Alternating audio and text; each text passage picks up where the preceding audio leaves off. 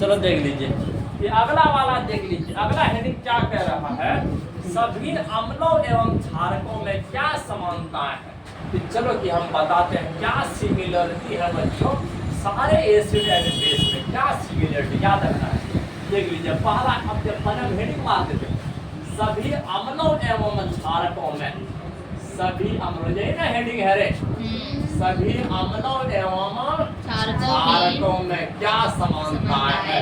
क्षारकों में याद रखना है, सभी अम्लों एवं क्षारकों में, देख लीजिए क्षारकों में क्या समानताएं है, क्या समानताएं है, मतलब क्या सिमिलरिटी है, यह बात बताना है, यह बात बताना है क्या सिमिलरिटी है। जानते हो जितना भी अम्ल होता है या जितना भी क्षारक होते हैं वो सब में क्या समानता है, तुम लोग को हम एक एक करके सारे बात बताते हैं। अगर कोई अम्ल अगर जल में घुलाओगे, अगर कोई अम्ल अगर जल में घुलाओगे, देख लीजिए अगर यह अम्ल जल में घुलता है, जल में घुलता है, देख लीजिए अगर यह अम्ल जल में घुलता है तो किसका निर्माण करेगा, H+ आयन का निर्माण करेगा। किसका निर्माण करेगा, H+ आयन का निर्माण करेगा। अगर कोई अम्ल, याद रखना बच्चों, अगर कोई पदार्थ जल में घुल करके H+ आयन को बाहर निकाल रहा है, रिलीज कर रहा है, तो समझ लीजिए वो एसिड है, तो वही अम्ल है। हाँ याद रखना, अम्ल का एक गुण होता है, जैसे ही जल में घुलाओगे तो कौन सा आयन उत्पन्न करेगा, H+ आयन उत्पन्न करेगा।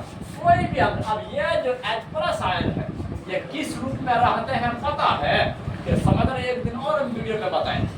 H+ आयन जानते हो, जल के साथ क्रिया करके हाइड्रोनियम आयन बना लेते हैं, तो समझना है इसी को कहते हैं हाइड्रोनियम आयन। इसी को क्या कहते हैं, हाइड्रोनियम आयन कहते हैं। इस फॉर्म में रहते हैं कौन, H+ आयन। अब बिल्कुल याद रखना है कि कोई भी अगर अम्ल, याद रखना जल में घुलते हैं तो किसका निर्माण करता है, H+ आयन का निर्माण करता है। हाँ यदि वही क्षारक अगर जल में घुलेंगे तो H+ नहीं OH- आयन उत्पन्न करते हैं। याद रखना, देख लीजिए, देख इसके नीचे देखिए, पहले इसके बारे में लिख देते हैं। यदि कोई अम्ल, देख लीजिए यदि कोई अम्ल, याद रखना है, यदि कोई अम्ल देखिए जल में घुलते हैं, जल में यदि कोई अम्ल जल में घुलते हैं, याद रखना बच्चों, देखिए जल में घुलते हैं तो H+ आयन उत्पन्न करते हैं। कौन सा आयन, H+ आयन उत्पन्न करते हैं। देख लीजिए H+ आयन उत्पन्न करते हैं, उत्पन्न करते हैं। यह अम्ल का गुण है, यह अम्ल का गुण है कि H+ आयन उत्पन्न करना। हाँ लेकिन अगर तुम क्षारक की बात करो, देख लीजिए अगर तुम क्षारक की बात करो तो क्या हो जाएगा, देख लीजिए, देख लीजिए क्षारक के साथ क्या मामला होता है। अगर किसी क्षारक को तुम अगर जल में घुलाओ तो ये H+ आयन नहीं, ये आपका OH- आयन उत्पन्न करते हैं, जिसे कहते हैं हाइड्रोक्साइड आयन कहते हैं। क्या कहते हैं, जिसे हाइड्रोक्साइड आयन कहते हैं, जिसे हाइड्रोक्साइड आयन कहते हैं।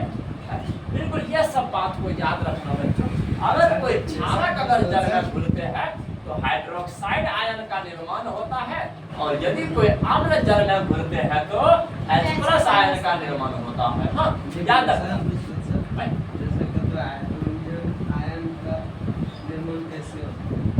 किसे कहते हैं सर? अरे हाइड्रोनियम आयन का निर्माण अगर आ रहा है कैसे होता है, यही लिखना कि नहीं सर, किसे कहते हैं? अरे वही बता रहे सुनिए पहले कि जब H+ आयन जल के अणु के साथ क्रिया करते हैं तो एक धनायन का निर्माण होता है, जिसे हाइड्रोनियम आयन कहते हैं। देख लीजिए जल के साथ अभी क्रिया करके ही ना बनाया रे, सिर्फ सब बनाइए, सब छोटा छोटा कोई बात नहीं। तो यहाँ पर लिख देते हैं कि क्षारक, याद रखना कि क्षारक अपने जलीय विलयन में, याद रखना बच्चों, क्षारक अपने जलीय विलयन में, किसमें, एक्वस सॉल्यूशन में, याद रखना है, जलीय विलयन में किसका निर्माण करते हैं, OH माइनस आयन का निर्माण करते हैं बच्चों। जलीय विलयन में OH माइनस आयन का निर्माण करते हैं। इसको अनायन कहते हैं और प्लस वाले को कटायन कहते हैं, या धनायन और ऋणायन होता है कि नहीं। याद रखना, आयन उत्पन्न करते हैं, देख लीजिए उत्पन्न करते हैं। तो यह सब इन लोगों का गुण होता है। अगर कोई अम्ल घुलेंगे तो H+ आयन, और अगर क्षारक घुलेंगे तो OH आयन। बोलोगे सर ये सब आयन तो टूट रहा है बड़ा इजीली रूप से, लेकिन जानते हो कि किसी भी एक्वस सॉल्यूशन में, जलीय विलयन में, जानते हो यही आयन ना विद्युत धारा को ही प्रवाहित करते हैं, विद्युत धारा को प्रवाहित करते हैं। यदि तुम याद रखना है, अगर तुम्हारे पास एक बीकर मिल जाए, याद रखना इसमें से अगर एक तो एनोड इधर रहे और एक तो इधर रहे, याद रखना, देख लीजिए ये आपका एनोड है, समझ, ये आपका एनोड है, और यहाँ से आप कनेक्ट कर दिए और यहाँ एक बल्ब लगा दिए। देखिए समझ रहे बात। अगर इसके अंदर में कि अगर आपका क्या कहते हैं वो कोई अम्ल है, मान के चलो कि HCl का ये विलयन है, हाँ HCl का विलयन है। इसके बाद एक और बीकर अगर तुमको दे दिया जाए, एक और बीकर दे दिया जाए, इसमें भी एनोड और कैथोड रहे, इसमें भी एनोड और कैथोड रहे, याद रखना है, इसमें भी एनोड और कैथोड रहे, इसमें भी एनोड और कैथोड रहे, एनोड और कैथोड रहे। देख लीजिए अगर इसमें भी एनोड और कैथोड रहे तो याद रखना, चलो इसमें भी एक बल्ब को कनेक्ट कर दिए, तो लेकिन यहाँ पर हम किसका यूज किए जानते हो, ग्लूकोज का। किसका? ग्लूकोज इसमें डाल दिए हैं। क्या डाल दिए हैं? ग्लूकोज डाल दिए हैं, या तो फिर एल्कोहल डाल दिए हैं। क्या डाल दिए हैं? एल्कोहल डाल दिए हैं। अब ध्यान से समझ लीजिए, अगर तुम ग्लूकोज या एल्कोहल को डाल दोगे तो इस केस में तो लाइट जल रहा था, यहाँ पर तो लाइट जल रहा है, लेकिन यहाँ पर लाइट नहीं जलेगा। तो सोचोगे सर आखिर विद्युत क्यों नहीं प्रवाह हुआ, जानते हो? क्योंकि जलीय विलयन में एल्कोहल H+ आयन उत्पन्न नहीं करते, अगर करता भी है तो बहुत कम मात्रा में, लगभग नहीं के बराबर, है कि नहीं।